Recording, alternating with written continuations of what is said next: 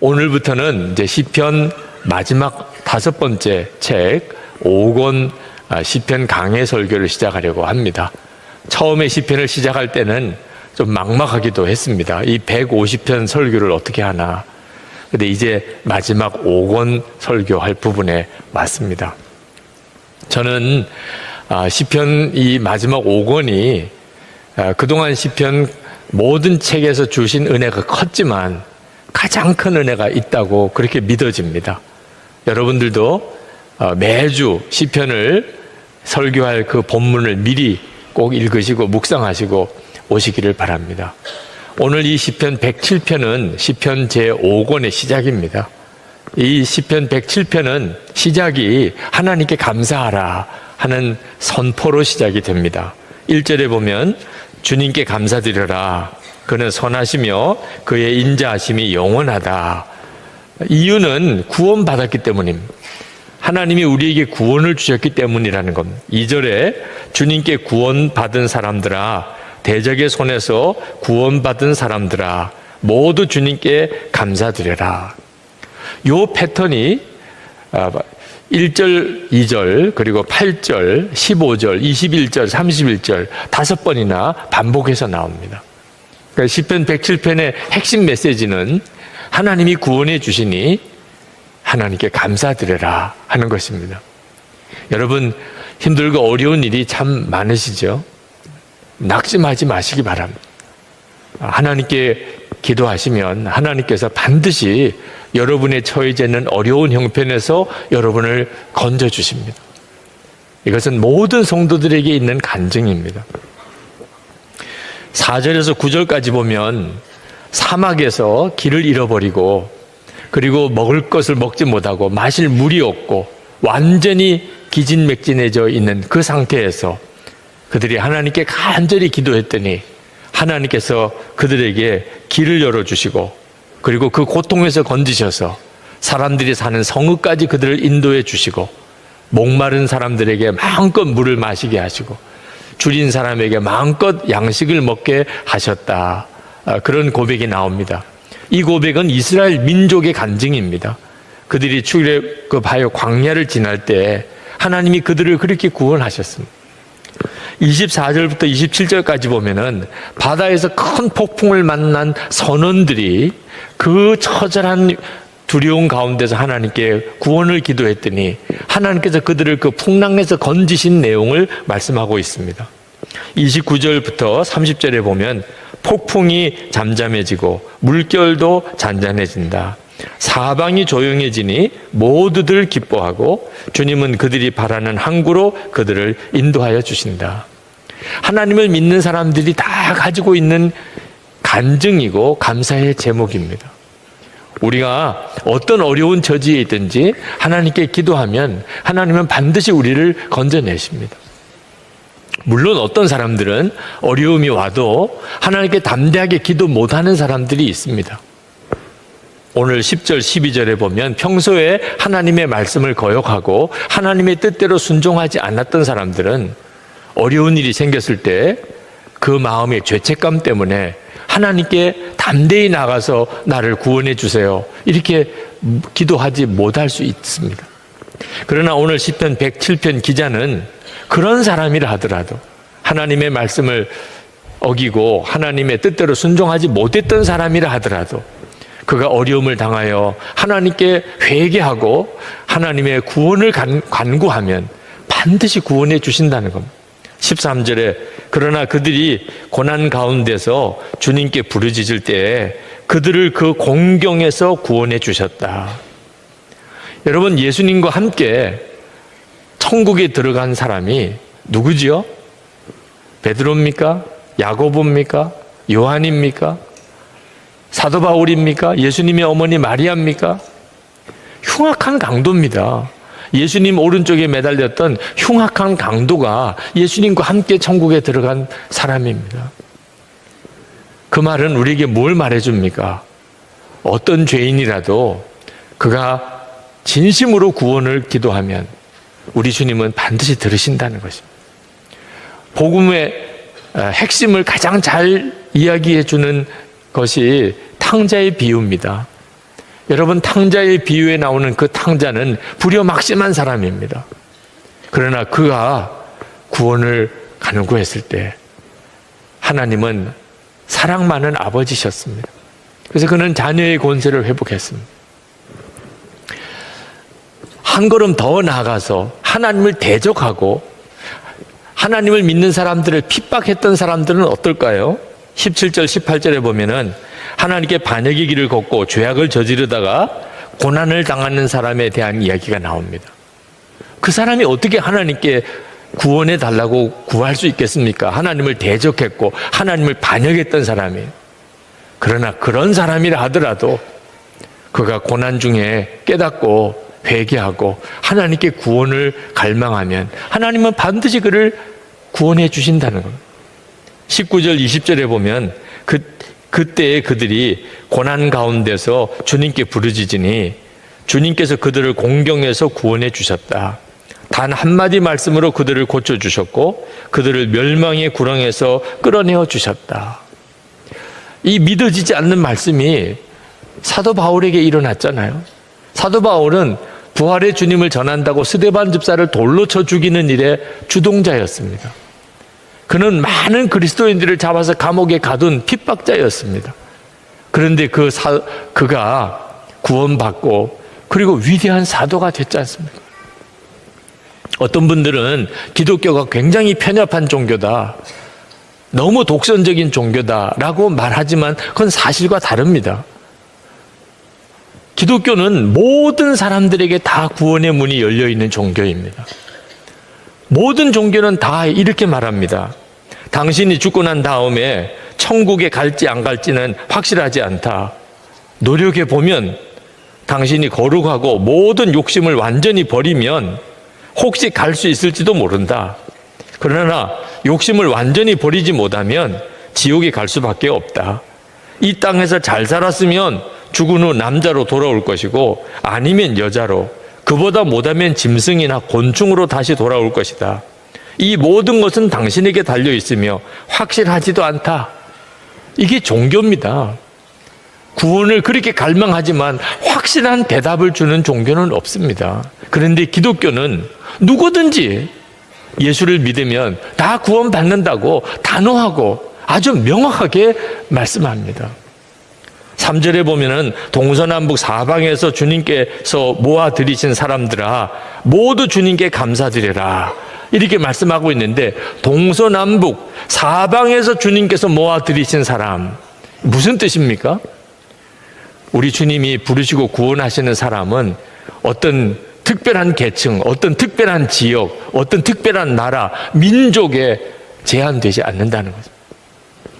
하나님의 구원은 모든 민족, 모든 계층, 모든 인종, 모든 나라, 모든 민족 사람들에게 다 열려져 있습니다. 오늘 이 시간에 이 자리에 있는 사람 중에 하나님의 나라에 들어가지 못할 사람 한 사람도 없습니다. 무당이어도 좋습니다. 네.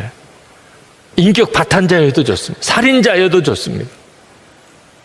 구원에서 제외된 사람은 한 사람도 없습니다. 이것이 십자가의 복음입니다. 진심으로 내가 지옥에 갈 죄인이었음을 깨닫고 정말 회개하고 나를 구원하신 주님, 십자가에서 나 대신에 죽으신 예수님을 정말 믿으면 누구나 다 구원받을 수 있습니다. 로마서 1장 16절에 복음은 모든 믿는 자에게 구원을 주시는 하나님의 능력이 됨이라. 모든이라고 그랬습니다. 여러분 중에 정말 나 같은 자도 하나님께 구원을 기도하면 들어주실까? 그것 자체가 믿어지지 않는 사람이 있습니까? 아마 있으실 겁니다. 그래서 기도도 안 되는 분들이 있을 겁니다. 여러분, 절대로 두려워하지 마시기 바랍니다. 여러분이 어떤 사람이었든지 간에, 여러분이 무슨 일을 했든지 간에, 여러분이 하나님께 하나님 나를 구원해 주세요 라고 기도하면 하나님은 반드시 들으시고 응답하십니다. 무엇보다도 저 자신이 그 증인입니다. 저는 하나님의 말씀을 노골적으로 어기고 하나님이 기뻐하지 않는 일을 그렇게 했던 그런 사람은 아닙니다. 저는 하나님을 믿는 사람들을 핍박하고 교회를 박해하던 그런 죄를 지은 것도 없습니다. 그러나 저는 그 모든 사람들보다도 더 무서운 죄인이었습니다. 바리새적인 신앙을 가지고 있는 사람이었습니다. 저는 겉으로는 흠없고 모범생의 삶을 사는 것 같이 사람들에게 보이지만 속으로는 골수까지 젖어 있는 죄인입니다. 겉으로는 고개를 숙이고 아주 겸손한 것처럼 보이지만 속으로는 영적인 교만이 하루를 찌를 듯한 그런 사람이었습니다. 저 같은 유형의 사람은 정말 구원받기 어려운 사람입니다. 차라리 죄를 짓고 하나님을 핍박까지 했던 사람은 극적으로 회심하고 돌이킬 가능성이 있습니다.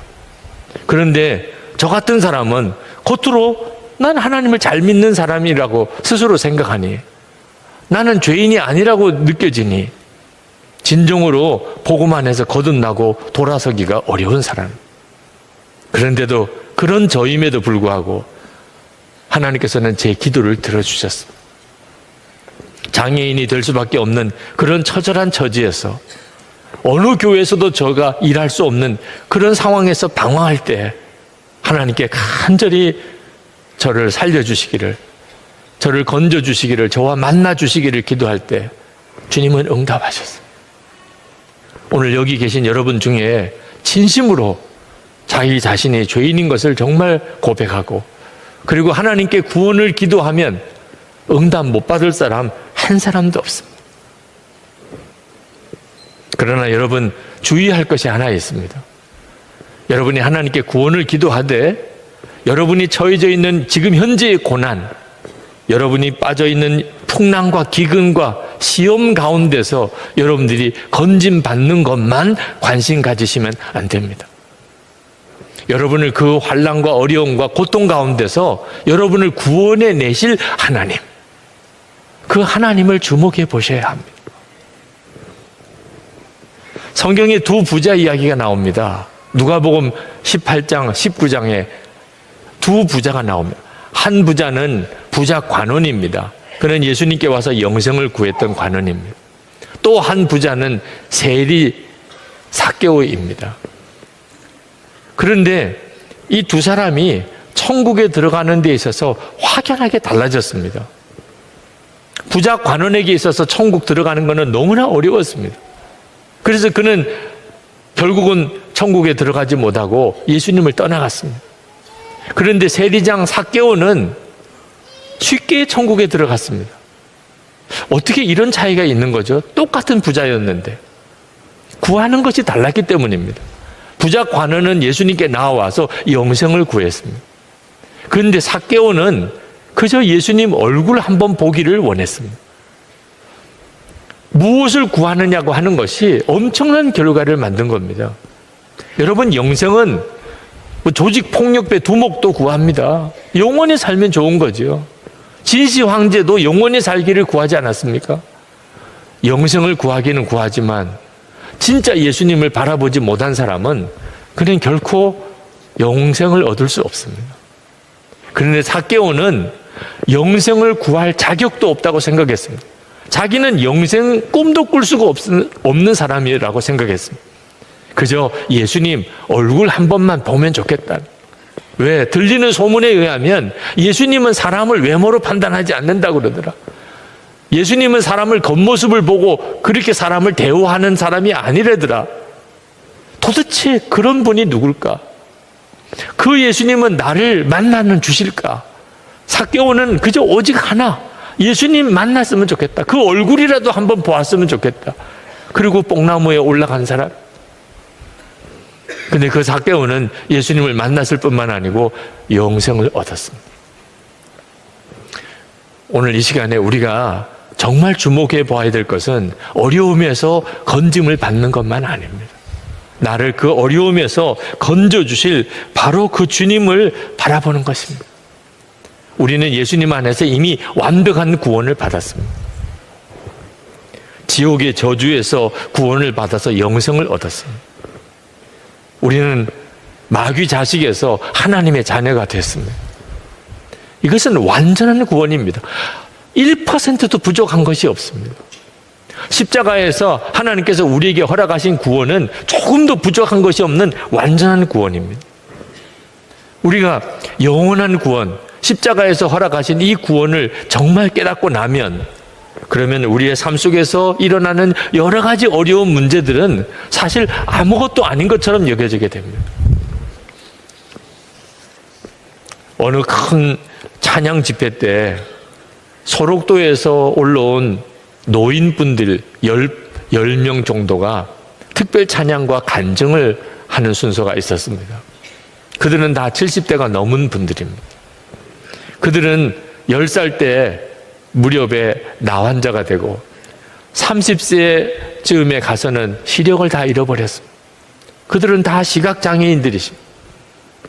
그분들이 그 찬양 집회 온 많은 회중들 앞에 나가서서 거기서 하나님께 감사의 고백과 찬양을 올려드렸습니다. 그 중에 한 분이 간증을 하셨는데 이렇게 시작을 했습니다. 하나님의 은혜가 너무 감사해서 이 자리에 섰습니다. 하나님의 은혜가 감사할 게 없는 사람들 같이 보인 사람들이, 그 찬양 집회 때 모인 그 회중들, 그들과 그 앞에 나가 있는 이 10명의 노인들을 비교하면 가장 초라하고 가장 불쌍한 사람들입니다. 그런데 그들이 가장 충만한 은혜를 받고 가장 뜨거운 감사를 하나님께 올려드렸습니다. 나병 때문에 부모 형제로부터 버림받았습니다. 모든 세상의 소망이 다 끊어졌습니다. 그런데 그들은 그 자리에서 그렇게 기뻐하고 감사했습니다. 이유는 예수님을 믿고 그들이 구원을 받았기 때문에 구원의 확신이 생겼습니다. 영원한 소망이 그들의 마음속에 임했습니다. 그러고 나니까 자기를 버린 부모, 형제, 그동안에 원망했던 것까지 다 회개하게 됐다고 했습니다. 영원한 천국을 보는 눈이 열리고 나니까 나병에 걸린 것도 감사하고 앞을 보지 못하게 된 것도 감사한다고 했습니다. 여러분, 정말 이 영원한 구원, 영생의 구원을 얻은 사람이 가지는 특징은 놀랍습니다. 그것은 감사입니다. 감사. 랜디 알콘, 행복이라고 하는 책을 쓴 랜디 알콘이 그의 책에서 자기 사무실에 걸려있는 사진 이야기를 했습니다. 토고, 아프리카 토고의 어느 부족민 마을에 예수 영화를 상영을 해 주었는데 그 예수 영화를 통해서 예수님에 대해서 처음 들었습니다. 근데 그들이 예수님이 십자가에 달려 못 박히시는 바로 그 장면을 보는 그 순간에 그들의 얼굴을 사진으로 찍은 것입니다. 예수님이 십자가에 못 박히시는 걸 보고 그들이 얼마나 얼굴에 충격과 그리고 분노가 일어나는지 아주 생생하게 그 얼굴에 잡혀 있었어요. 그런데 더 놀라운 것은 그들의 눈에 눈물이 흐르고 있었다는 것입니다. 예수님의 십자가를 정말 바라보게 되면 우리 모두가 다 어떤 처지와 형편에 있든지 주님 앞에 무릎을 꿇고 그리고 울게 될 것입니다. 어려운 일을 만났다고 하나님 어쩌자고 저에게 이런 일이 일어납니까? 이렇게 말했던 사람이 주님의 십자가의 은혜를 알고 나면 주님 저에게 어떻게 이런 일을 행하셨습니까? 라고 하나님 앞에 감격하고 감사하게 됩니다. 정말 십자가의 은혜를 깨닫고 나면 그 십자가에 나타난 하나님의 말할 수 없는 사랑을 정말 알고 나면 그러면 다 일어나서 춤을 추며 노래하며 외칠 것입니다. 우리가 용서받았어. 우리가 다 용서받았다고. 너 정말 이게 믿어져? 우리에게 허락하신 우리 주님의 십자가의 은혜는 정말 말할 수 없는 놀라운 은혜. 십자가에서 나타난 하나님의 그 큰 사랑, 도무지 더 어떻게 설명할 수 없는 그 놀라운 사랑을 정말 알고 나면 그러면 지금 내가 겪고 있는 여러 가지 힘들고 어려운 문제들, 그런 문제들은 다 아무것도 아니게 됩니다. 하나님이 나를 능히 건지실 것이 믿어지니까. 나를 영원한 지옥에서 하나님의 나라로 옮기신 하나님께서 지금 내가 겪고 있는 이런 여러 가지 자질구레한 어려움에서 나를 건지실 것은 너무나 당연한 일이에요. 로마서 8장 35절부터 39절까지 이렇게 말씀합니다. 누가 우리를 그리스도의 사랑에서 끊으리요? 환난이나 공고나 박해나 기근이나 적신이나 위험이나 칼이랴. 기록된 바 우리가 종일 주를 위하여 죽임을 당하게 되며 도살당할 양같이 여김을 받았나이다 함과 같으니라. 그러나 이 모든 일에 우리를 사랑하시는 이로 말미암아 우리가 넉넉히 이기느니라. 내가 확신하노니 사망이나 생명이나 천사들이나 권세자들이나 현재일이나 장래일이나 능력이나 높음이나 깊음이나 다른 어떤 피조물이라도 우리를 우리 주 그리스도 예수 안에 있는 하나님의 사랑에서 끊을 수 없으리라. 십자가에 나타난 하나님의 사랑을 이길 고난은 이 세상에 없습니다. 십자가에 나타난 그 하나님의 사랑을 이길 수 있는 핍박도 이 세상에 없습니다. 십자가에 나타난 하나님의 그 사랑을 이길 수 있는 어떤 시련 이 세상에 없습니다. 우리가 그 사랑을 소유한 사람, 이걸 깨닫고 나면 사람이 완전히 달라지게 됩니다. 제가 미국 집회 중에 달라스에서 첫 번째 교민 집회를 끝내고 그리고 그 참석했던 그 교민들과 인사를 이렇게 쭉 나누는데 맨 마지막에 어느 젊은 집사님 내외가 어린 아이와 함께 저를 기다리고 있더라고요. 그러면서 저에게 다가와서 아주 웃는 얼굴로 환한 얼굴로 저에게 인사를 하는 겁니다. 목사님 설교를 통해서 그동안 은혜를 많이 받았습니다. 오늘도 은혜 받았습니다. 그러면서 카드를 하나 저에게 주세요. 숙소에 돌아와서 그분의 카드를 읽는데 정말 마음에 감동이 오더라고요.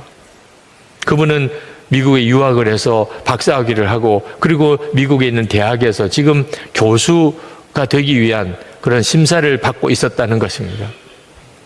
그동안에 제 설교를 들으면서 참 은혜는 받았지만 예수님만 바라보라. 주님과만 동행하라. 그 메시지에 대해서는 그렇게 마음에 와닿지 않더랍니다. 지금 진행되고 있는 이 교수 채용 과정을 어떻게 해서든지 하나님이 도와주셔서 내가 반드시 교수로 채용되게 해 주십사. 그런 간절한 기도를 하나님께 드리고 있는데 주님께 다 맡기라. 오직 주님만 바라보라. 그게 너무 막연하게 느껴지더래요. 그는 여전히 하나님 저를 이 교수 채용되게 해 주셔야 됩니다. 이미 최종 단계까지 갔으니 거의 된 거나 마찬가지지만 여전히 마음엔 두려움이 있었답니다. 그는 큰 고생 없이 자랐기 때문에 고난을 당하는 것에 대해서는 너무너무 마음이 힘들고 그리고 유학생활이 쉽지만 않았는데 빨리 유학생활이 좀 끝나서 이제 반듯하게 교수로서 미국에서 가르치는 일을 했으면 좋겠다. 그런 마음의 소원이 있었습니다. 주님께만 전적으로 맡기라. 주님만 바라보라. 그건 자기에게 있어서는 너무나 힘들게 느껴졌습니다. 그런데 결과적으로 교수 임용에 탈락을 했습니다. 그 소식을 듣는 바로 그 순간에 마음이 완전히 무너질 수밖에 없는 바로 그 순간에 갑자기 목사님의 설교가 이해되기 시작했다는 거예요. 주님이 함께 하심이 믿어지더라는 거예요. 주님이 함께 하시는 게 믿어지니까 우리를 낮추시고 줄이게 하실지라도 주님과 동행하면 그러면 충분한 거잖아? 그런 생각이 들더랍니다. 주님이 역사하시는 것을 기다리는 것 자체가 행복한 일이잖아? 그런 생각이 들더라는 것. 그러면서 오직 예수님 그분으로만 살 수 있다는 것이 믿어졌다는 거예요. 그러면서 목사님, 제가 교수 임용에는 내가 실패했지만 오히려 그것 때문에 진정으로 주님을 믿는 믿음을 얻었습니다. 그래서 목사님께 감사를 드립니다. 여러분, 힘들고 어려운 일이 있으신 분들 십자가를 한번 바라보십시오. 십자가의 예수님을 한번 바라보십시오. 그러면 분명히 깨닫게 될 겁니다. 우리는 이렇게 실패자로 끝날 인생이 아니라는, 하나님이 우리를 어떻게 구원해 주셨는데 당신의 독생자를 보내시고 예수님이 십자가에서 우리를 위해서 피까지 흘려주셨는데 우리가 우울하고 낙심하고 실패에 무너지고 그렇게 처절하게 우리 삶이 그렇게 끝나게 하나님이 계획하셨겠습니까? 우리를 어떻게 구원해 주셨는데? 주님의 십자가를 바라보면, 함께 하시는 예수님을 바라보면 우리는 절대로 실패로 끝날 인생이 아닙니다. 그 믿음에서부터 우리 마음속에 담대함이 생기는 것입니다. 오히려 고난과 역경 중에 내 마음속에서부터 감사가 일어납니다. 주님이 반드시 나를 회복시키실 것이 믿어지니까. 주님이 나를 구원하실 게 너무 분명하니까. 하나님의 나를 포기하실 리가 없으니까. 하나님이 역사하실 때까지 얼마든지 기다릴 힘이 생기는 것입니다. 저는 오늘 이 설교를 준비하면서 오늘 이 말씀을 듣는 이들 중에 구원이 필요한 분들이 많다는 사실에 대한 주의 마음을 받았습니다. 오늘 이 시간에 여러분, 나는 구원이 필요해. 그런 마음이 있으신 분들 있으실 겁니다. 그게 영혼의 구원이든지 또는 여러분의 마음의 극심한 고통에서부터 건짐을 받는 것이든지 여러분들의 현실적인 삶의 문제 속에서 여러분이 건짐을 받는 것이든지 어떤 것이든지 간에 하나님, 저에게는 구원이 필요합니다. 하나님, 저를 구원해 주세요. 오늘 시편 107편은 어려움을 당한 모든 이들에게 호소합니다. 주님께 부르짖으라. 주님이 너를 구원해 주실 것이라. 그리고 감사하게 만드실 것이라. 여러분 중에 하나님 앞에 오늘 나를 구원해 주옵소서, 그렇게 마음으로부터 기도가 되시는 분들 자리에서 일어나시기 바랍니다. 하나님 앞에 우리 같이 기도합시다. 그냥 말씀만 듣고 갈 수는 없잖아요. 말씀이 진짜 하나님의 말씀이라면 이루어져야 하는 거죠. 우리가 예수 믿고 구원받은 하나님의 자녀인데 하나님, 이 말씀이 저에게 이루어지기 원합니다. 하나님 앞에 부르짖을 일에 있어서는 어떤 자격도 필요 없다고 하셨잖아요. 누구든지 하나님이 구원자이심을 믿고 자기 죄를 회개하고 주님, 나를 구원해 주옵소서 하면 주님은 구원하신다고 하셨지 않습니까? 이 시간에 주님께 간구합니다. 하나님의 구원을 갈망합니다. 주님, 응답해 주옵소서. 우리 다 같이 주여 한번 부르짖고 기도하겠습니다. 우리가 주 예수님을 믿는 것은 우리의 모든 염려와 근심을 주님께서 다 맡아주시기 때문에 그렇습니다. 여러분이 예수님을 믿고도 여전히 근심과 염려가 있다면 그것은 여러분이 가지고 있는 문제가 아주 크거나 어렵기 때문이 아닙니다. 여러분이 진짜 예수님이 믿어지지 않고 있기 때문에 그렇습니다. 저는 오늘 이 시간 여러분 앞에서 설교하는 것이 꼭 전도 집회 설교하는 기분입니다. 우리의 염려와 근심을 정말 맡아주시는 예수 그리스도를 소개하려고 하는 마음입니다. 이 시편 115편은 이스라엘 백성이 아주 힘들고 어려운 문제 속에 마음을 잡지 못하고 방황할 때, 그때 하나님만 의지하라 하고 외치는 그 시편 기자의 기도입니다. 9절부터 11절까지 3번이나 반복해서 똑같은 외침을 합니다. 이스라엘아, 주님을 의지하여라. 주님은 도움이 되어주시고 방패가 되어주신다. 저는 이 말씀이 오늘 우리에게 정말 실제가 되었으면 합니다. 저희 딸에게 만약에 마지막 한마디를 남겨주라고 한다면 저는 하나님만 의지하라고 하는 말씀을 남기고 갈 것 같습니다. 그것은 저에게 있어서 그보다 더 중요한 교훈은 없기 때문에, 제가 실제로 살아오는 동안 하나님만 의지하는 것 외에는 정말 가치 있는 것도 실제로 우리에게 힘이 되는 것도 없기 때문에 그렇습니다. 시편 기자가 이렇게 외친 것은 그가 하나님만 바라보고 있었기 때문에 그렇습니다. 그는 1절에서 모든 영광을 주님의 이름에만 돌리기를 그렇게 기도하고 있습니다. 주님, 영광을 우리에게 돌리지 마십시오. 우리에게 돌리지 마시고 오직 주님의 이름에만 영광을 돌리십시오. 우리가 하나님을 바라보면 누구나 다 이렇게 기도할 겁니다. 영광은 오직 주님께만 돌리십시오. 그런데 사람들이 하나님이 보이지 않으니까 사람에게 또 자기 자신에게 영광을 돌리는 겁니다. 사람 때문에 된 일인 줄 알고 자기 자신이 잘해서 된 일인 줄 알고 영광을 하나님께 돌리지 아니하고 사람에게 자기 자신에게 돌리는 것은 정말 두려운 일입니다. 어떤 사람들은 자기가 실패한 것이 자기의 무능 때문인 줄로 아는 사람이 있습니다. 어떤 사람은 자기가 유능해서 성공한 줄 아는 사람도 있습니다. 이건 정말 두려운 일입니다. 우리가 실패하고 우리가 성공하고 우리의 삶의 모든 영역에 하나님을 바라봐야 됩니다. 사도행전 12장 21절 23절에 보면 헤롯이 왕복을 입고 백성들 앞에 나가 서서 말을 시작을 할 때 그때 그 백성들 중에 어떤 사람이 이것은 신의 소리로다, 사람의 소리가 아니로다, 그렇게 아부성 발언을 크게 했습니다.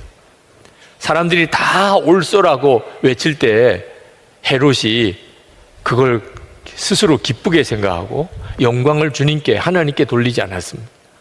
하나님의 사자가 그 헤롯을 쳐서 벌레가 먹어 죽어버리고 말았습니다.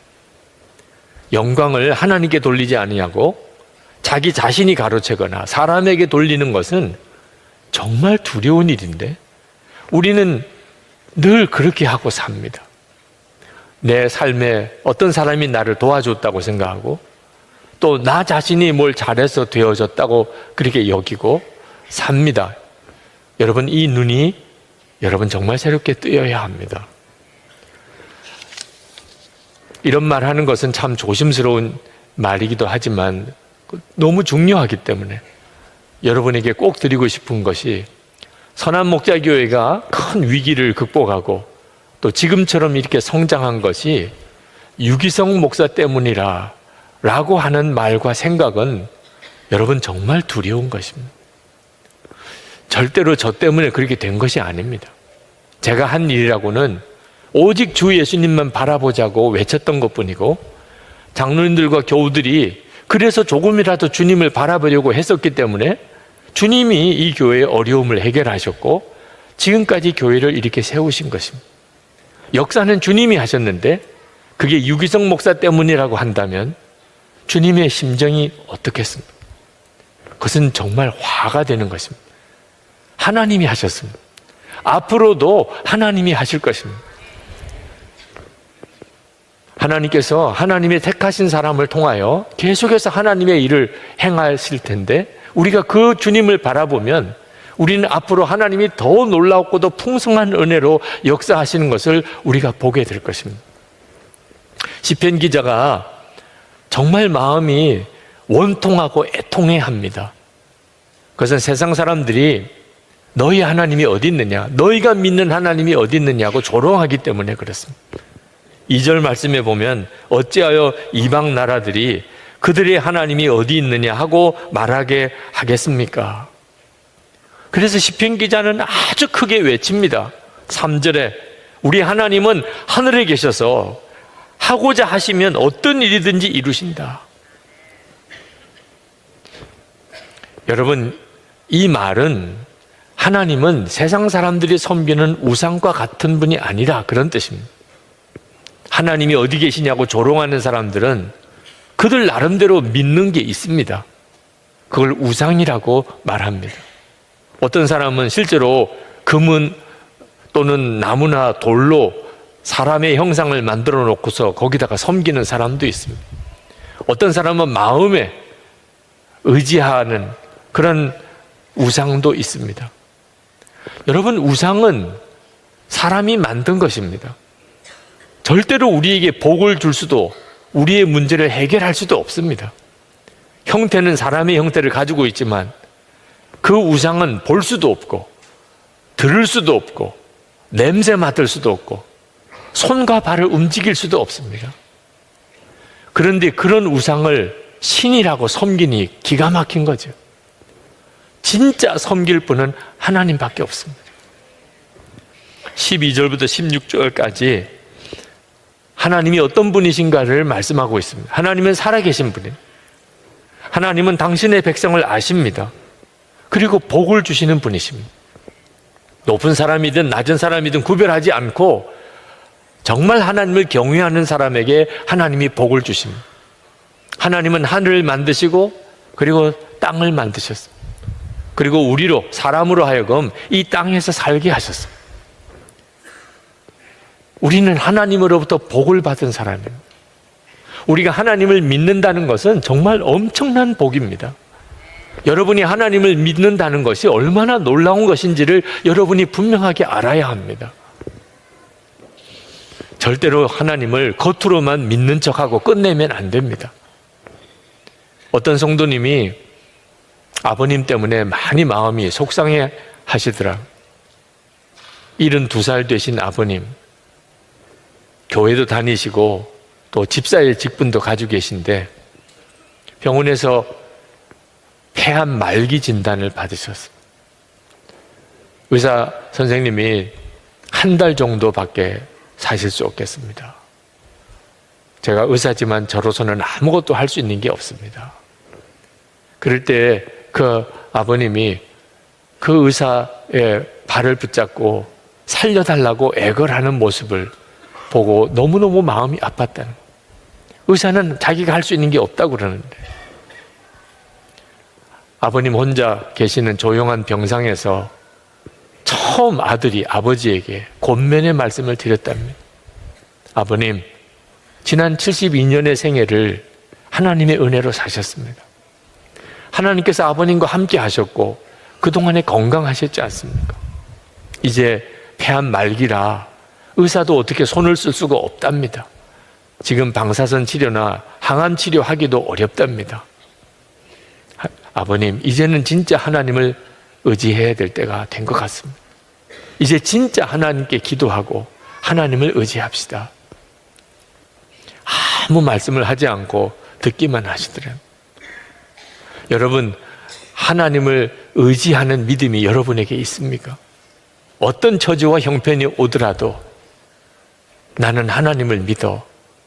그리고 그 하나님께 여러분의 문제, 염려, 근심을 전적으로 다 맡겨버릴 수 있습니까? 그 믿음이 있어야 하는 것입니다.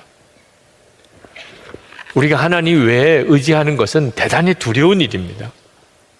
여러분, 절벽에 난간이 이렇게 있는데 기댈 수 있는 힘이 없는 난간이어서 누가 거기다가 기대는 바람에 그 난간이 쓰러져서 절벽에 떨어졌다면 저는 그것은 너무나 많은 사람들이 지금 이 세상을 살아가는 모습이라고 생각합니다. 도무지 나를 지켜줄 수가 없는데, 나를 받쳐줄 수도 없는데 나는 그렇게 해줄 거라고 믿고 사람을 의지하고 돈을 의지하고 자기 재주를 의지하고 그렇게 살아가고 있습니다. 결국은 어떻게 됩니까? 완전히 무너지는 삶을 사는 거예요. 우리가 진짜 의지할 수 있는 대상은 오직 하나님밖에 없습니다. 우리가 하나님을 정말 의지하지 못하면 그것은 우리에게 다 고통으로 다가옵니다. 이스라엘 백성들이 출애굽하게 되었을 때 그냥 상상으로 생각해 볼 때 그들이 얼마나 이것저것 챙겨가는 게 많았겠습니까? 피난을 가야 됩니다. 집을 떠나서 이제 어딘지 모르게 정처 없이 피난을 가야 됩니다. 그러면 들고 메고 하여튼 어떻게 할 수 있든지 먹을 것 그리고 입을 것 뭔가 도움이 될 만한 것들을 챙겨가지 않았겠습니까? 잔뜩 짐을 지고 그리고 집을 나섰을 것입니다. 그런데 바로의 군사가 뒤쫓아올 때 홍해 그 바닥을 그렇게 건너야 할 때 그리고 광야길을 그렇게 걸어가야 될 때 그들이 뭔가 도움이 될 줄로 생각하고 짊어지고 왔던 그 짐들이 얼마나 그들을 힘들게 했겠습니까? 결국은 다 버리지 않았겠습니까? 마지막 남은 금붙이 부피도 많이 나가는 것도 아니고 혹시 급하면 혹시 쓰임 받을까 금붙이 하나 숨겨두고 가지고 갔던 것마저 어떻게 했습니까? 금송아지 만들었잖아요. 그렇게 끝났잖아요. 하나님 외에 뭔가 의지가 될 만한 것들이 결국은 우리를 힘들게 하는 거예요. 우리를 고통스럽게 하는 것입니다. 여러분, 우리가 정말 하나님을 정말 의지하고 살려면 우리의 영이 살아야 합니다. 영이 살아있는 사람만 하나님을 의지할 수 있습니다. 하나님이 이스라엘 백성을 선택하셨지만 이스라엘 백성들은 하나님을 온전히 믿고 또 의지하지 못했습니다. 하나님의 말씀을 끊임없이 거역했습니다. 그때 하나님께서 이스라엘 백성을 하나님의 자녀로 삼으시기 위하여 놀라운 계획을 세우셨습니다. 그것은 이스라엘 백성들의 마음에 하나님의 말씀인 성경 말씀을 심어주고 그리고 성령께서 그들 속에 오시는 것이었습니다. 그래서 그 속마음을 완전히 뒤집어서 하나님의 뜻대로 사는 자가 되게 만들어 주셨습니다. 이게 우리에게 이루어진 것입니다. 그 하나님의 계획이 지금 저와 여러분에게 이루어진 겁니다. 하나님의 말씀이 우리 안에 들어왔고 그리고 하나님의 성령이 우리 가운데 오셨습니다. 그래서 우리 영이 산 자가 되었습니다. 영이 살아있는 자만 하나님을 전적으로 의지할 수 있습니다. 영이 죽어있는 사람은 하나님을 의지하고 싶어도 의지할 수가 없습니다.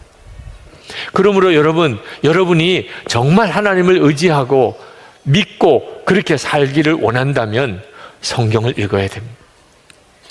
성경을 읽고 성경을 묵상하고 성경을 배우는 것이 필요합니다. 우리가 믿는 하나님에 대해서 알아야 하나님을 의지할 거 아니겠습니까? 여러분이 성경을 읽으면 반드시 하나님이 정말 살아계신 하나님, 정말 놀라우신 능력의 하나님, 사랑이 많으신 하나님, 항상 함께 하시는 하나님이신 것을 알게 됩니다. 그래서 하나님을 믿고 의지할 수 있는 믿음이 놀랍게 일어나게 됩니다. 여러분, 또한 기도해야 합니다. 기도가 우리 영이 힘을 얻는 방법입니다. 지난 몇 년 동안 하나님은 제 마음속에 계속해서 기도를 더 뜨겁게 하라는 마음의 부담을 주셨습니다.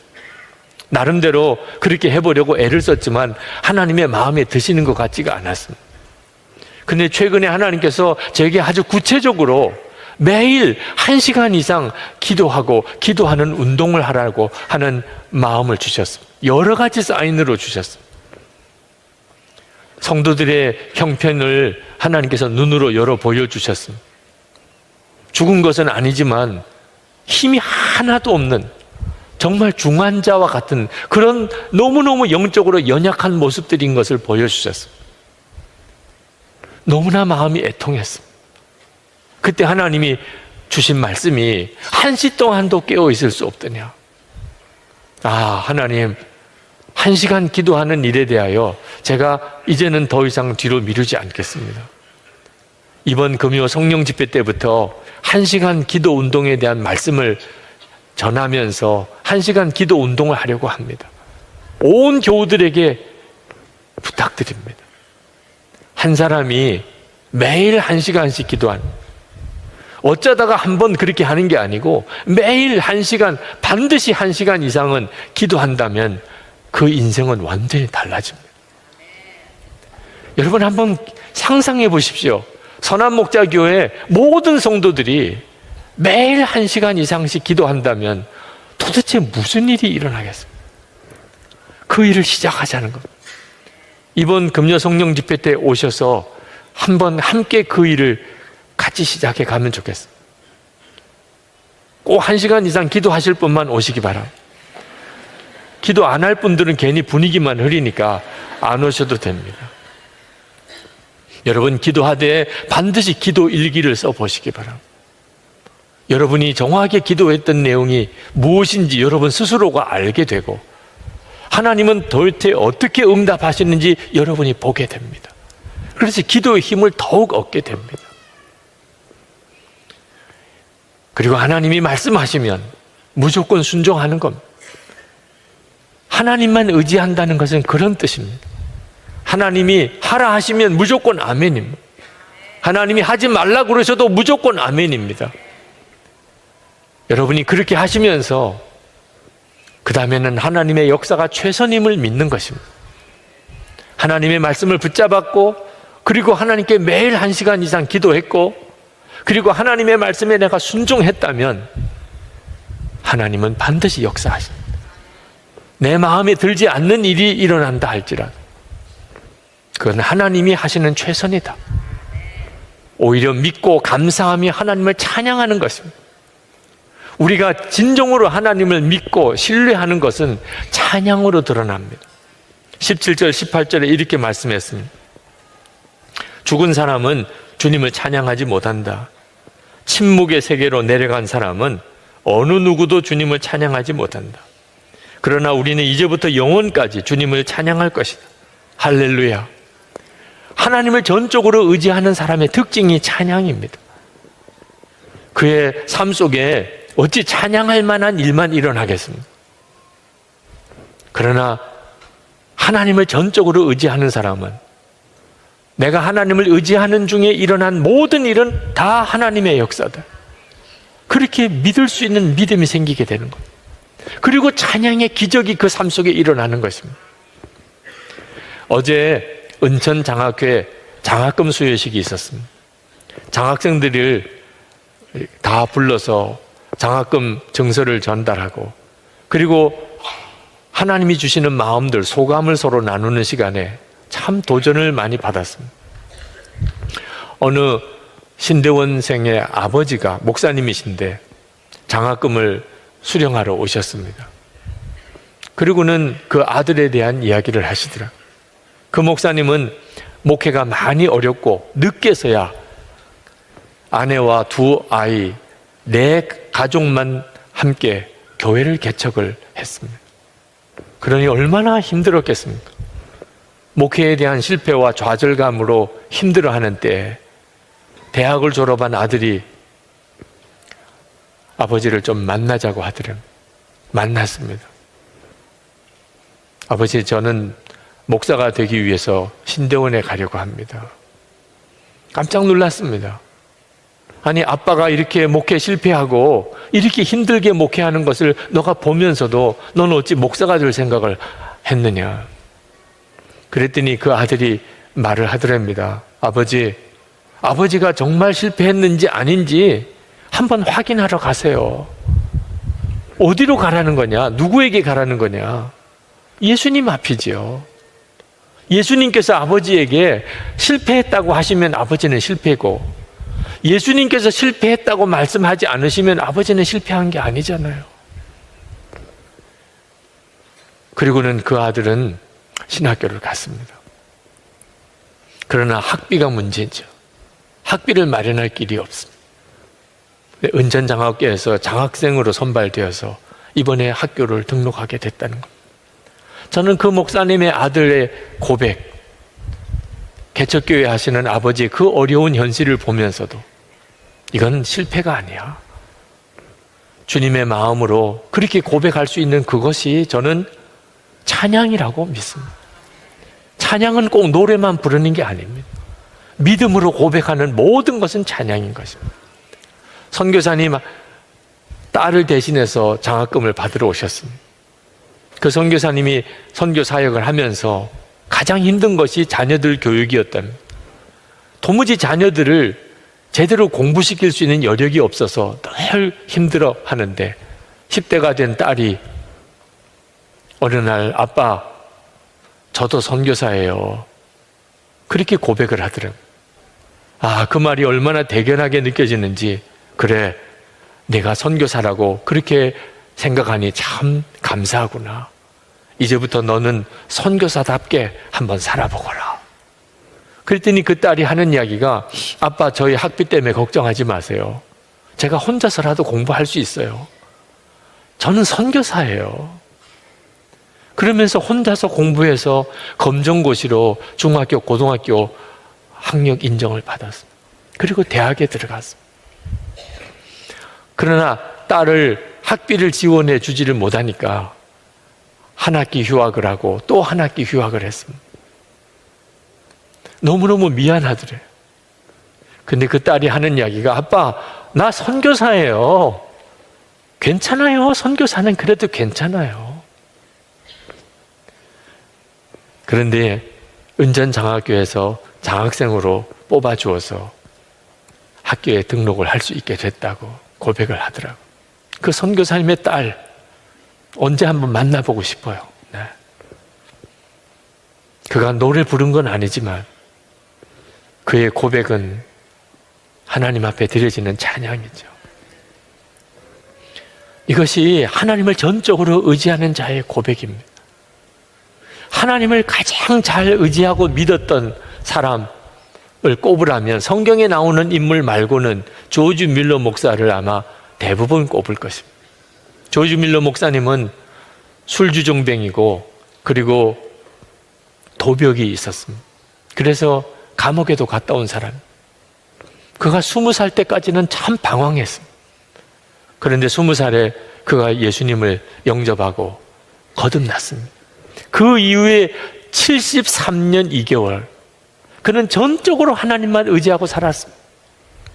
전적으로 하나님께 기도하고 하나님의 응답으로 살았습니다. 그는 자기 혼자서 그저 잘 먹고 잘 산 것도 아닙니다. 고아들을 10,000명이 넘는 고아들을 그가 먹이고 입히고 그리고 길러냈습니다. 200명의 선교사님을 도왔습니다. 42개국을 돌아다니면서 300만 명에게 복음을 전했습니다. 엄청난 일을 했습니다. 전적으로 하나님만 의지하고. 존 파이퍼 목사님이 이 조지 밀러 목사님의 삶과 그리고 사상과 사역에 대해서 그가 강연을 하면서 맨 마지막 부분에 조지 밀러 목사님의 우리를 향한 호소를 그 책 맨 마지막에 덧붙였습니다. 저는 오늘 설교를 마무리하면서 그 조지 밀러 목사님의 호소를 여러분에게 마지막 결단을 위해서 들려드리고 싶습니다. 이렇게 조지 밀러 목사님이 말씀했습니다. 사랑하는 그리스도인들이여, 모든 염려와 무거운 짐과 필요를 다 하나님께 맡기는 행복한 길을 가지 않으렵니까? 이 길은 나처럼 여러분에게도 열려 있습니다.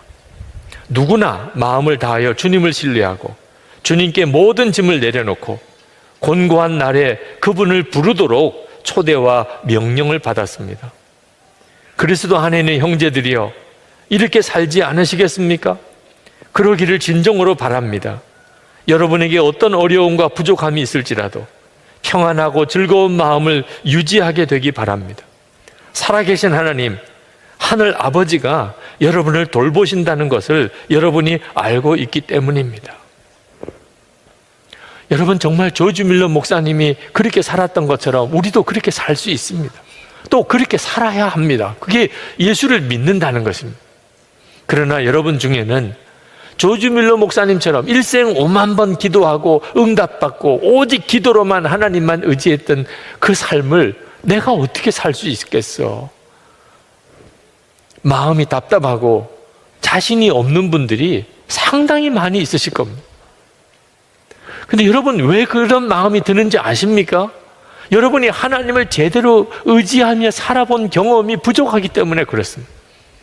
만약에 이 시간 여러분에게 여기 나와서 악기를 연주하라고 하면 악기 연주할 줄 모르는 사람은 아마 거의 멘붕 상태가 될 겁니다. 만약에 여러분에게 요리를 하라고 하는데 한 번도 요리를 해본 사람이 없는 사람이라면 아마 그는 너무너무 난감할 것입니다. 여러분이 영어를 잘 하지 못하는데 영어 통역을 하라고 만약에 시킨다면 아마 다 정신이 하나도 없게 될 것입니다. 왜 그렇습니까? 안 해봤기 때문에 그런 겁니다. 그러나 여러분이 악기를 연주하든 또는 요리를 하든 또는 영어를 하든 또는 수영이나 운동을 하든 꾸준히 1년, 2년, 3년, 4년 그렇게 해보신다면 아마 다 악기도 연주하고 그리고 요리도 하고 영어도 자유롭게 하고 그렇게 하게 될 것입니다. 우리가 무슨 일이든지 계속해서 집중하여 그렇게 하면 누구나 다 그 분야의 전문가가 됩니다. 여러분, 우리가 우리 인생을 살아가는 동안 이것저것 해볼 만한 일이 많이 있겠지만 다른 거 다 하지 못한다 하더라도 한 가지는 분명히 해야 할 것, 그 분야에 있어서 전문가가 되어야 할 것이 있다면 무엇이겠습니까? 하나님을 믿는 사람으로 하나님을 믿고 의지하는 삶에 있어서 전문가가 되어야 되잖아요. 여러분이 나이가 들어가면 들어갈수록 다른 건 다 몰라도 하나님이 믿어지고 그래서 내 마음의 두려움과 염려가 다 사라지고 평안과 기쁨이 내 마음속에 넘치는 그런 삶을 살아야 되잖아요. 그게 어떻게 시작이 됩니까? 이제 하나님만 의지하기로 내가 결단하는 거죠. 그 결단의 시간이 있어야 그 다음에 1년, 2년, 3년, 4년이 다 의미가 있는 것입니다. 오늘 이 시간에 여러분들은 정말 하나님만 의지하는 삶을 시작해 보시기 바랍니다. 두려워하지 마십시오. 주님이 여러분을 도우십니다. 우리의 영이 살아있다면 우리 안에 말씀이 있고 성령께서 우리 안에 와 계십니다. 우리만 혼자서 몸부림치는 거 아닙니다. 우리 주님이 계속해서 우리를 이끄십니다. 전도 집회라고 그렇게 생각이 들었다고 말씀을 드렸는데 오늘 이 시간 염려와 근심이 많고 두려움이 많은 분들에게 하나님만 의지하기를 도전합니다. 이 시간에 한번 결단해 보십시오. 그러나 그저 분위기 따라서 그저 일어나지는 마시기 바랍니다. 내가 그동안 하나님만 전적으로 의지했나?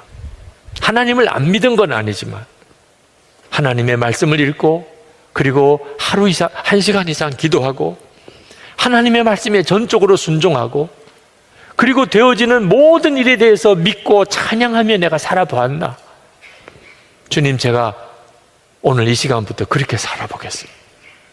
전에 한번 그런 결심을 했던 적은 있지만 흐지부지 되었는데 주님, 제가 다시 한번 전적으로 하나님을 의지하는 삶을 제가 시작해 보겠습니다.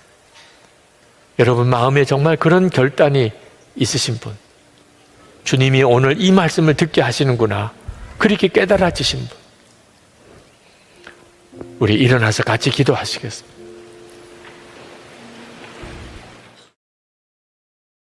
이 시편 127편 말씀으로 오늘 하나님이 우리에게 주신 특별한 은혜를 받기를 원합니다. 하나님이 제 마음속에 주시는 이 말씀에 대한 간절함이 참 큽니다. 저는 오늘 이 시간 여러분 모두가 다 하나님이 주시는 평안과 기쁨과 그리고 행복을 누리게 되기를 축복합니다. 하나님은 우리에게 평안을 주시고 기쁨을 주시고 사랑을 주시고 우리를 행복하게 해주시는 분이십니다. 그런데 하나님만 우리 가운데 역사하는 게 아니고 마귀가 또 역사합니다. 마귀는 끊임없이 우리 마음에 두려움과 염려와 미움과 분노와 좌절을 우리 가운데 심어주면서 우리의 삶을 망가뜨리려고 합니다. 여러분 잘 분별해야 됩니다. 여러분의 마음과 생각이 근원이 있습니다. 주님이 주시는 것이 있고 마귀가 주는 것이 있습니다. 이걸 분별을 못하면 마귀가 주는 마음을 품고 그리고 비참하게 살게 됩니다. 우리는 마귀가 우리 마음속에 심어주는 생각을 이길 재간이 없습니다. 우리에게는.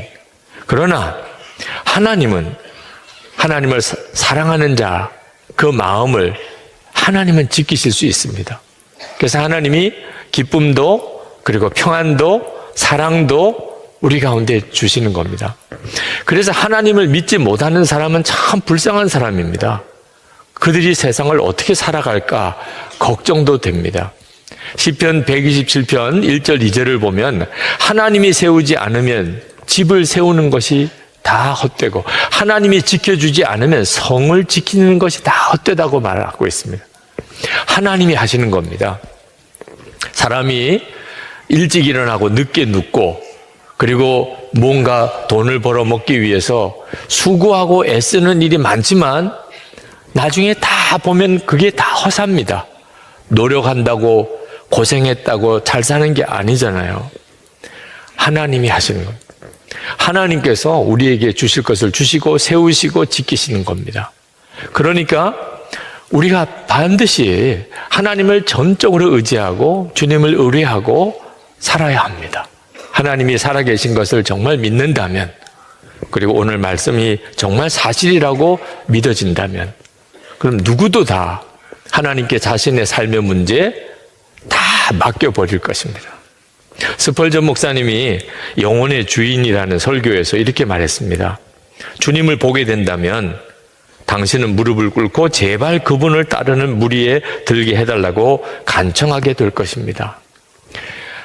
하나님을 위해서 헌신하는 것에 대해서 부담스럽게 생각하는 사람들이 많습니다. 이유는 하나님을 만나지 못했기 때문에 그렇습니다. 하나님을 만나고 그분이 어떤 분인지 알게 되면 하나님의 쓰시는 그 무리 속에 들어가기를 갈망하게 됩니다. 그 은혜의 눈이 여러분에게 열리기를 축복합니다. 우리는 애초에 만들어지기를, 창조되기를 하나님을 전적으로 믿고 하나님께 모든 문제를 맡기고 그렇게 살도록 만들어졌습니다. 우리가 그렇게 만들어진 존재입니다. 그걸 어떻게 알지요? 잠자는 거 보면 압니다.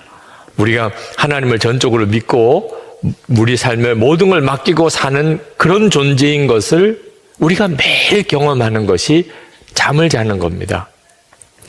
오늘 이 시편 127편의 유명한 구절이 2절에 사랑하는 자에게, 하나님이 사랑하는 자에게 잠을 주신다는 표현입니다.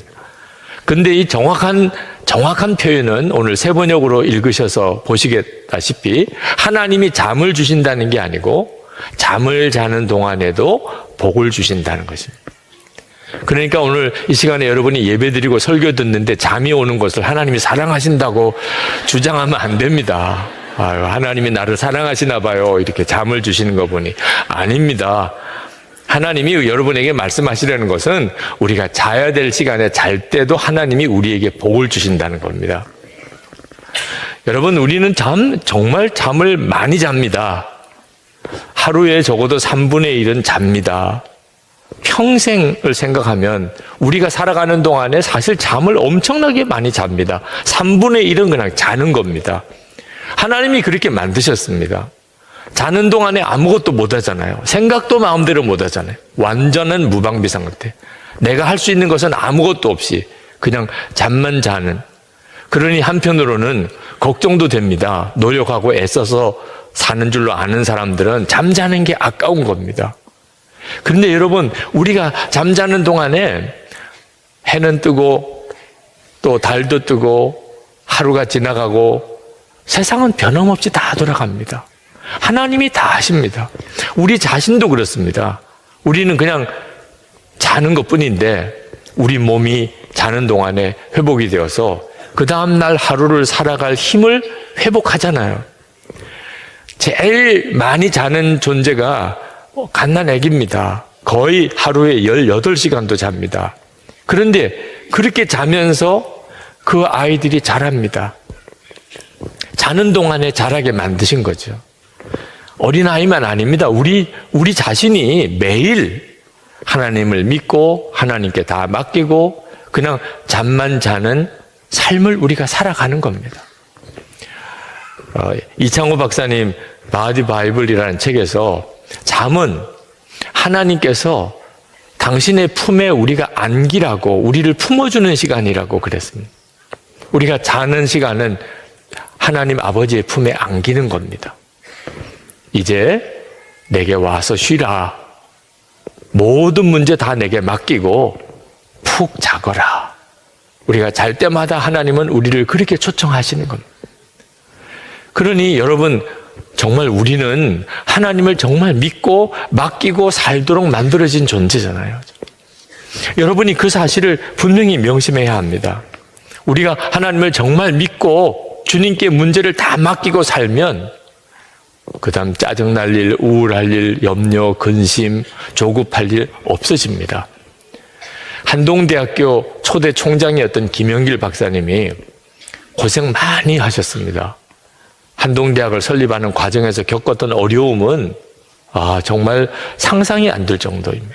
하루는 얼마나 모욕적인 그런 일을 겪으셨는지 저 사람 저러다가 죽을 수도 있다. 너무 마음에 충격이 되고 그리고 스트레스가 쌓이는 일이라 어떻게 견딜까. 그런 참 어려운 일을 겪은 날 그 아내 되시는 김영애 권사님이 이러다 남편 정말 죽는 거 아니야? 이런 걱정이 되는데 정작 그 김영길 총장님은 집에 오셔서 저녁을 아주 잘 드시더래요.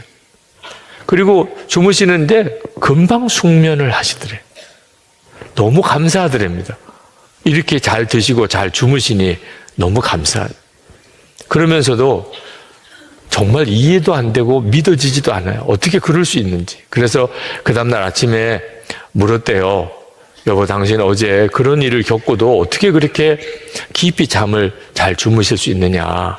마음의 상처도 안 되느냐. 그랬더니 김영결 총장님이 대답을 아주 간단하게 대답하셨대요.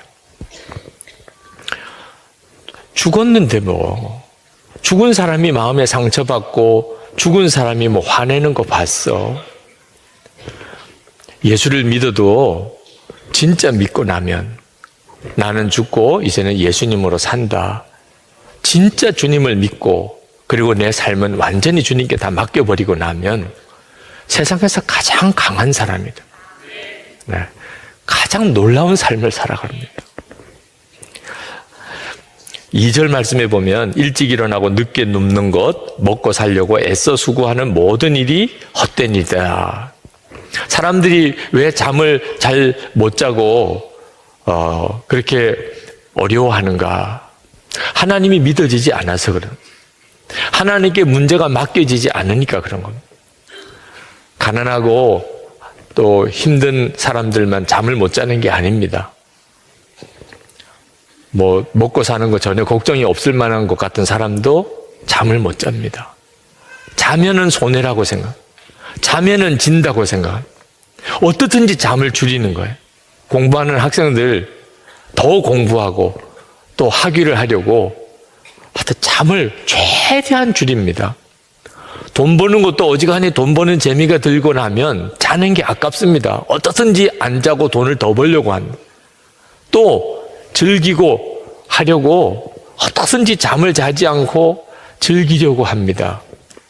그러다가 정말 온 국민이 수면 부족입니다. 그것 때문에 우리가 치러야 될 대가가 엄청나게 큽니다.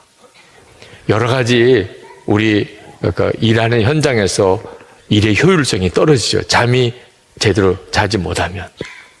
의료비도 증가해요. 잠자지 못해서 병드는 일이 많습니다. 온갖 사고들이 벌어집니다. 졸음운전으로 일어난 사고들 소식을 계속 듣잖아요. 쥐를 실험을 했는데 잠을 재우지 않고 자꾸 수면 시간을 줄였더니 거의 미치고 그리고 죽어버리더라고요. 잠을 자지 않는다는 것은 믿음이 없어서 그런 것입니다. 하나님이 믿어지지 않으니까 잠자는 시간이 두렵고 아깝다는 거죠.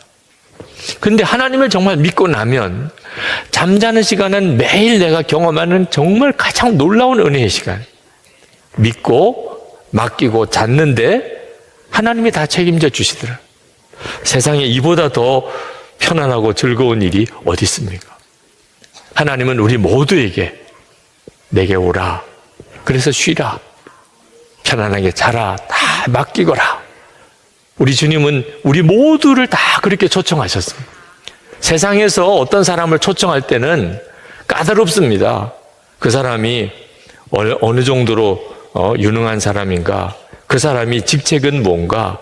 그 사람 직업은 뭔가? 어느 학교 출신인가? 얼마나 똑똑한가? 돈은 얼마나 버는가? 우리는 세상에서 사람을 초청할 때는 이런 것들을 따져서 초청합니다. 그런데 하나님은 정반대십니다. 하나님은 오히려 아무것도 할 수 없는 사람, 완전히 무방패 상태인 사람, 세상에서 무능하다고 손가락질 받는 사람, 세상 사람들이 다 버린 것 같은 사람, 그런 사람도 다 오라 하십니다. 마태복음 11장 28절에 수고하고 무거운 짐진 자들아 다 내게로 오라. 내가 너희를 쉬게 하리라. 하나님이 초청하는 사람은 수고하고 무거운 짐을 진 사람입니다. 여러분 중에 나는 정말 수고하고 무거운 짐이 있어. 하나님이 여러분을 초청하고 계시는 겁니다. 주님은 우리에게 쉬게 해주시겠다고 약속하셨습니다. 근데 이 쉼은 두 가지가 있는데 하나는 구원의 잠, 구원의 쉼입니다. 이 구원의 쉼은 영원한 쉼이고 그리고 이미 우리 가운데 다 이루어졌고 우리는 그냥 믿기만 하면 됩니다. 예수님을 믿으면 우리는 영생을 얻었습니다. 열심히 노력해서 앞으로 구원을 얻을 사람이 아닙니다. 우리는 이미 구원을 받아 누리는 사람. 우리가 할 일은 감사하고 찬송하기만 하면 됩니다. 그 구원의 쉼을 우리 모두가 다 받았습니다. 또 하나의 쉼이 있습니다. 그것은 일상의 삶 속에서 누리는 쉼입니다. 이 일상에서 누리는 쉼은 구원의 쉼에서부터 오는 것입니다. 하나님이 나를 위해서 독생자까지 주시고 예수님 나 위해 십자가에 죽으셨음을 내가 믿고 내가 구원받았다는 확신이 내 마음속에 있으면 그 다음에 그 사람은 하나님께 자신의 문제를 다 맡기고 삽니다. 예수님이 나의 주님이시니까 주님께 염려와 근심을 다 맡기고 산. 그럴 때 우리가 일상의 삶 속에서도 진정한 쉼을 누리게 되는 겁니다. 그런데 분명히 예수를 믿고 구원을 받으신 것은 분명한 것 같은데 일상의 삶의 쉼을 누리지 못하는 사람들이 있습니다. 누가 그렇죠? 맡기지 못하는 겁니다. 하나님께 자신의 염려, 근심의 짐을 맡기지 못하는 거예요. 하나님께 맡기지 못하면 하나님도 그에게 일상의 쉼을 주실 수가 없습니다. 어떤 분들은 그런 말씀을 하십니다. 염려하지 마라, 다 맡기라 하시는데 그게 더 어렵다는 거예요. 염려하지 않는 게 염려하는 것보다 더 어렵다는 거예요. 참 말도 안 되는 일이죠. 여러분, 무거운 짐을 지고 너무너무 힘들어서 비틀거리는 사람에게 그 짐을 내려놓으세요. 내려놓으셔도 됩니다. 그랬는데 이 짐을 내려놓는 게 더 힘들어요. 뭐 말이 안 되잖아요. 내려놓으면 된다는데 내려놓는 것도 어렵다니 이게 참 기가 막힌 일이죠. 혹시 여러분 중에 목사님 제가 그렇습니다. 염려하지 않는 게 더 힘들고 주님께 맡기는 게 정말 안 됩니다. 그러시는 분들 오늘 잠을 자실 때 밤에 잠을 주무실 때 하나님이 나에게 이 믿음 주셨구나. 다 맡겨야 자는 거죠. 네. 이렇게 하는 거구나. 하나님이 우리에게 모든 무거운 짐, 염려, 근심을 다 맡기고 사는 것을 매일 경험하게 하셨어요. 맡기고 자는 거죠. 이런 감각으로 하는 거구나.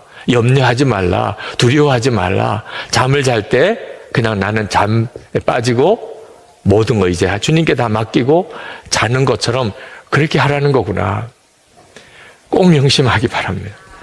여러분, 우리가 주님이 우리에게 내게 와서 쉬라, 모든 짐을 다 내게 맡기라 라고 부르시는 이 주님의 초청이 얼마나 복된가를 알아야 합니다. 너무너무 부드러운 초청이죠. 그죠? 내게 와서 쉬라, 내게 다 맡기라. 얼마나 부드럽습니까? 법원에서 출두 명령서가 나오는 거하고는 완전히 분위기가 다르죠. 그런데 여러분 꼭 명심해야 돼요.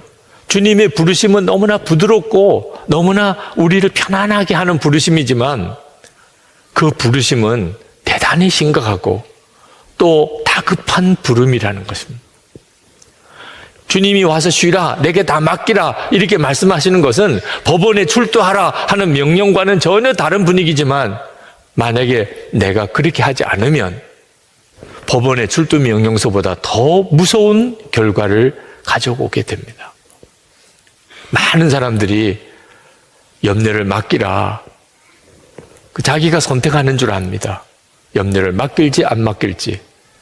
그래서 주님께 염려를 맡기지 않고 사는 사람이 많습니다. 오늘도 이렇게 설교만 듣고 가시는 분이 많을 거라고 생각이 들어서 마음이 안타깝습니다. 주님의 이 내게 와서 쉬라, 내게 다 맡기라, 모든 것은 하나님 내가 다 하는 거야 이렇게 말씀하시는 것은 우리에게 있어서 매우 다급한, 매우 중요한 엄격한 말씀입니다. 이제 주님이 이 땅에 오실 날이 옵니다. 모든 사람들 다 주님 앞에 모여서 주님을 뵙게 될 겁니다. 그때 주님이 내게 와서 쉬라, 내게 다 맡기라 하는 말씀에 아멘 그렇게 하고 순종한 사람에게는 내가 천국과 그 영원한 빛 속에 들어오라. 주님은 그렇게 그에게 말씀하실 것입니다. 그런데 주님이 다 맡기라, 내게 와서 쉬라, 염려하지 마라 말씀하셨는데 그렇게 하지 않은 사람이에요. 주님이 슬픈 말씀을 하실 것입니다.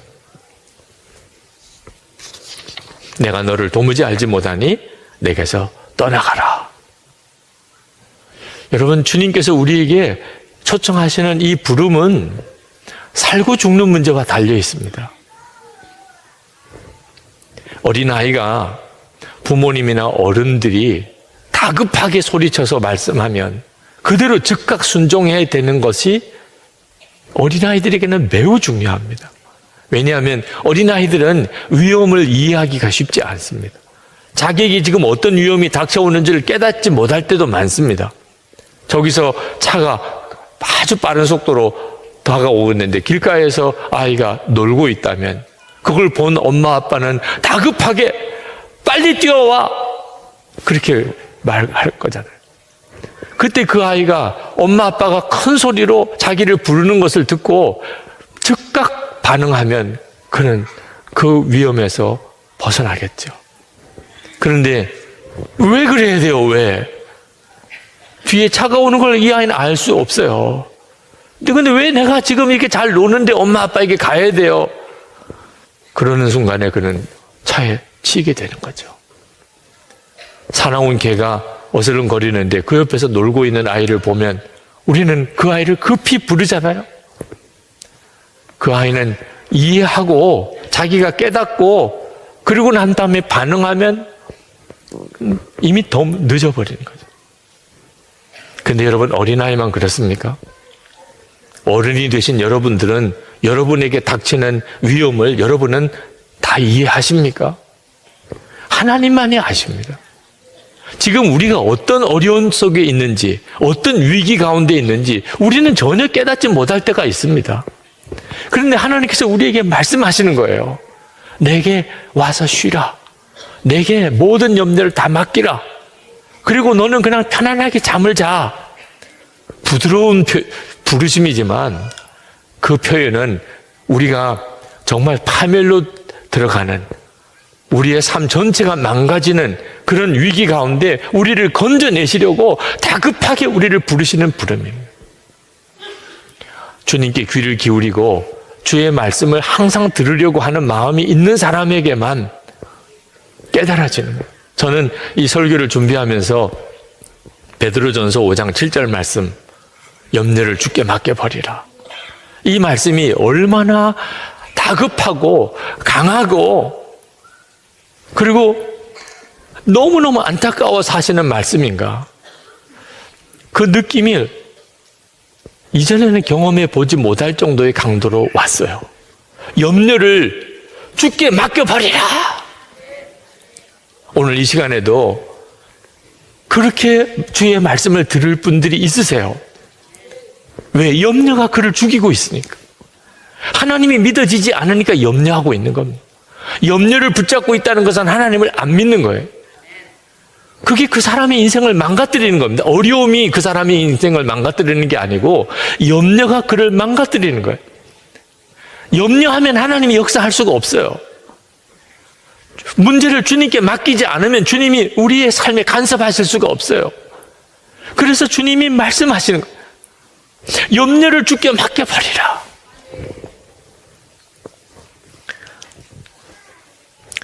염려를 하는 것은 온갖 질병을 일으키기도 합니다. 그래서 염려하지 마라, 스트레스 받지 마라, 그 건강을 위해서 그렇게 하라, 이렇게 권하기도 합니다.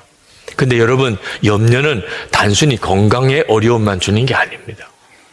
영생의 문제도 달려 있습니다. 누가복음 21장 34절을 보면 너희는 스스로 조심하라.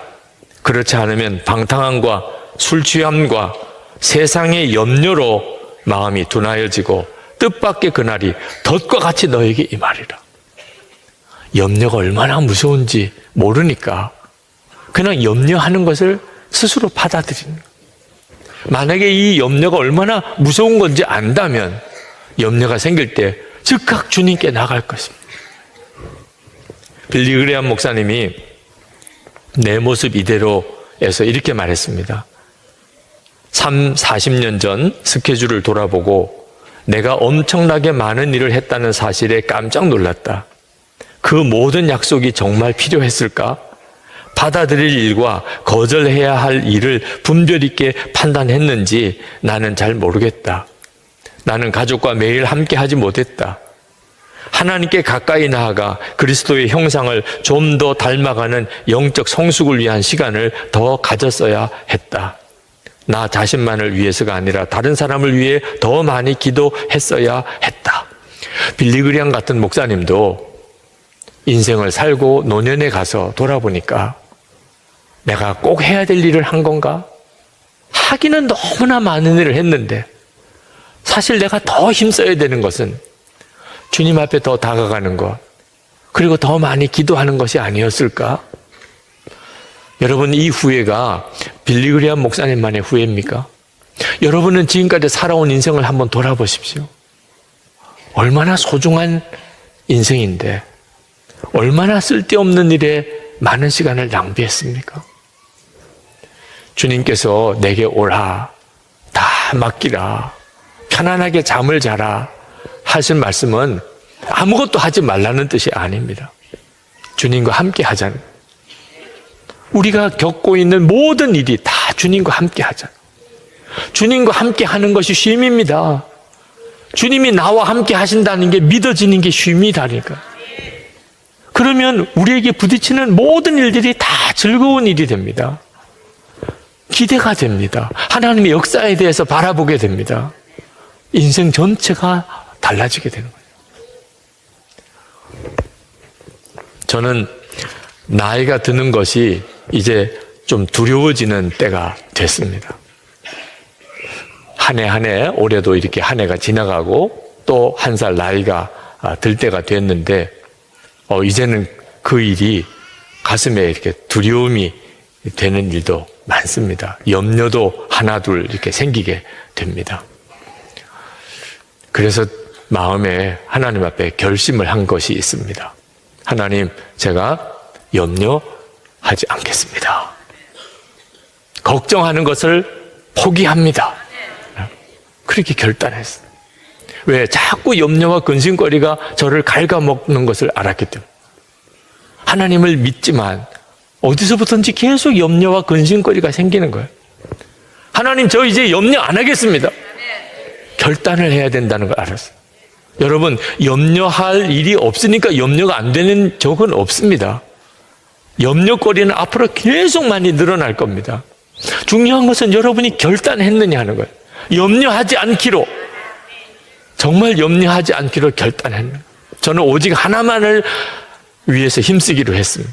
어떻게 살까, 뭘 먹을까 다 염려 안 하고 오직 하나, 항상 주님 바라보고 그리고 기도하고 주님께서 말씀하시면 순종하고 그것을 매일 기록해보고 그거 하나만 하기로 했어요.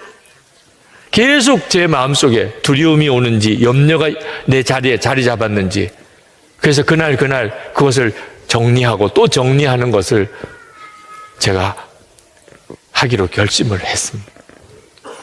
저는 밤에 잘 때마다 하나님 앞에 제 삶 전체를 주님께 맡기는 시간을 갖습니다. 하나님, 잡니다. 주님께 다 맡깁니다. 그리고 자는데 얼마나 마음이 참 편안해지는지, 이게 하나님을 믿는 거구나. 여러분, 자리에 누워서 하나님께 다 맡깁니다. 정말 주님 사랑합니다. 저와 함께 계셔서 너무 감사합니다.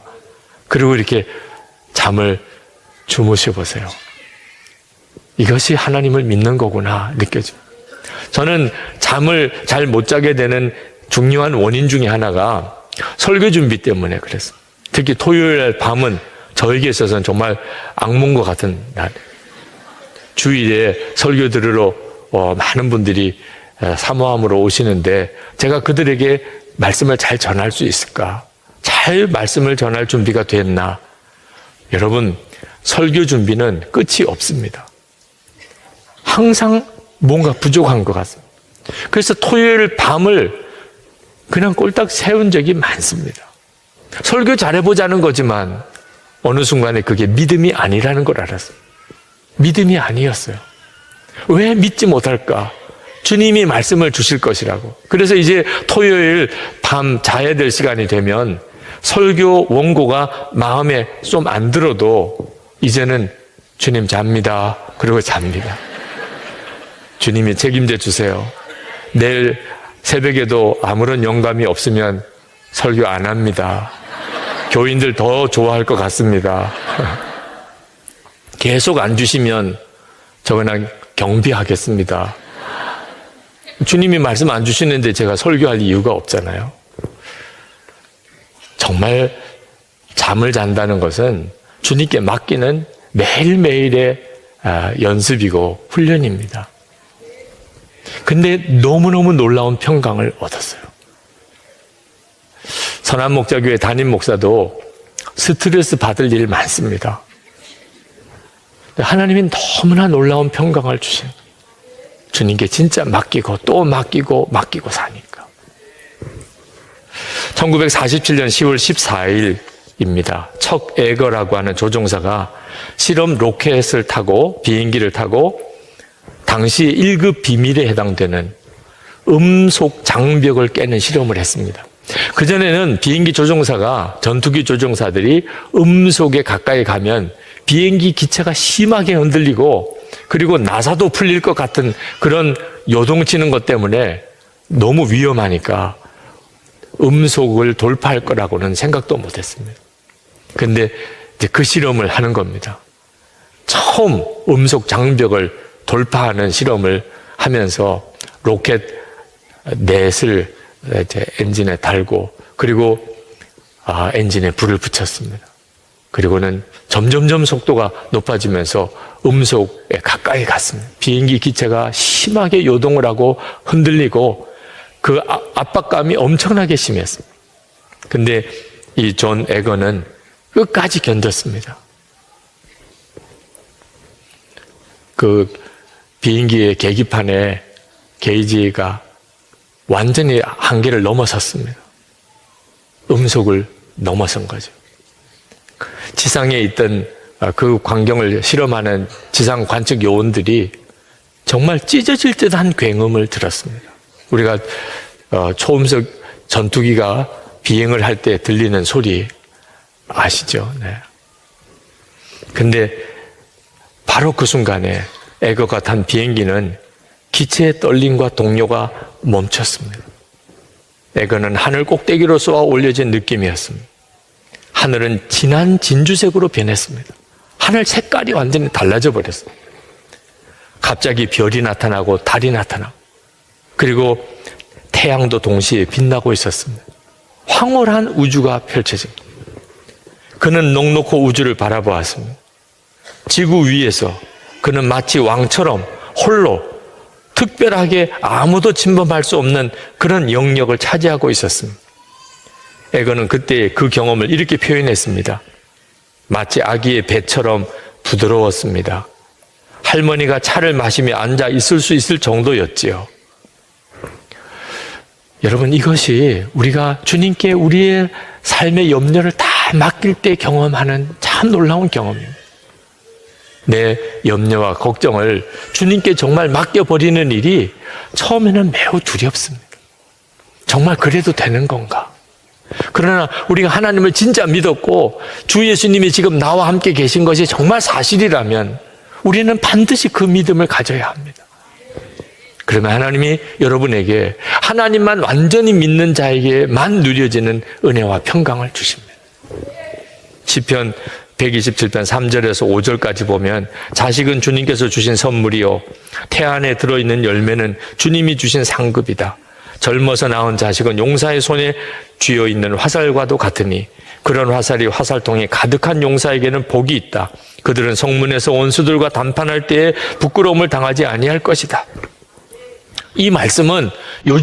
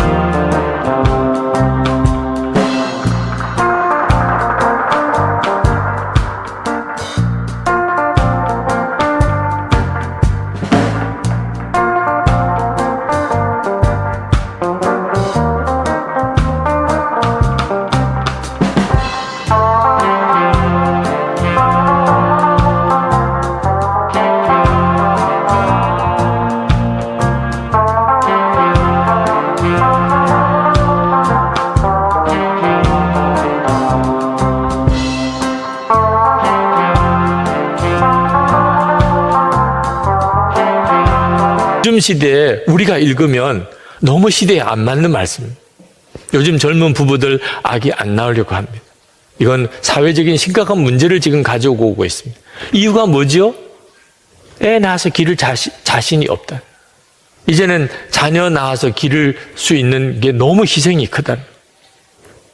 오늘 말씀하고는 완전히 반대지요. 하나님을 진짜 믿고 맡기지 못할 때 이제 자식도 낳을 수가 없습니다. 그로 인한 우리 미래는 정말 끔찍한 거죠. 하나님을 정말 믿고 우리의 생사화복을 주장하시는 분이 진짜 하나님을 믿게 될 때 자녀는 정말 복 중의 복입니다. 이게 얼마나 큰 차이가 있습니까? 우리가 하나님을 정말 믿고 완전히 주님께 맡겼을 때 우리 가정에 얼마나 놀라운 하나님의 역사가 일어나는지 다음 주일에 말씀을 드리겠습니다. 시편 128편에 네. 한 가지 분명한 것은 지금 이 시간에 하나님은 우리에게 모든 사람에게 다 초청하신다. 내게로 오라. 편히 쉬라. 모든 것 다 맡기라.